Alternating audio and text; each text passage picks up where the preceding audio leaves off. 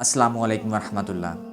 بہت ہی افسوس کے ساتھ آپ کو خبر دینی پڑ رہی ہے کہ خلوص گم ہو گیا ہے۔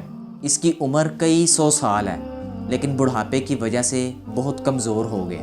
گھروں میں موجود خود غرضی کے ساتھ اس کی لڑائی ہو گئی ہے اور یہ ناراض ہو کر کہیں چلا گیا ہے۔ ان کے بارے میں خیال کیا جاتا ہے کہ انسانوں کے جنگل نے ان کو نگل لیا ہے، کھا لیا ان کو، اور اس خلوص کا چھوٹا بھائی اخوت اور حب الوطنی بہت زیادہ پریشان ہے۔ اسی خلوص کے دوست محبت اور مہربانی بھی اس کی تلاش میں نکلے ہوئے ہیں۔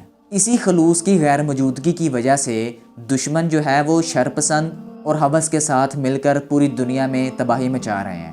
اسی خلوص کی جو جڑواں بہن شرافت تھی، وہ اس کے دور ہو جانے کی وجہ سے اس دنیا سے وہ انتقال کر چکی ہے، اور ساتھ ساتھ شرافت کے غم کے اندر حیا بھی ختم ہو گئی ہے، حیا بھی فوت ہو چکی ہے۔ اور اسی خلوص کا بڑا بھائی جو کہ انصاف تھا، وہ رو رو کر اس کی جدائی میں اندھا ہو چکا ہے۔ اور اسی خلوص کے جو والد محترم ہیں معاشرہ، ہم لوگ، بڑی فکر ہے ان کو، اور اس کی والدہ انسانیت وہ بہت زیادہ پریشان ہے۔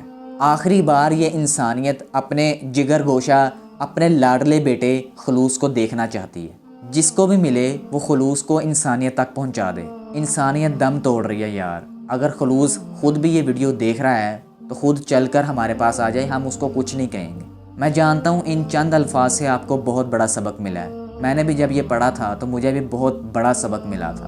بالکل 100% ٹھیک بات ہے۔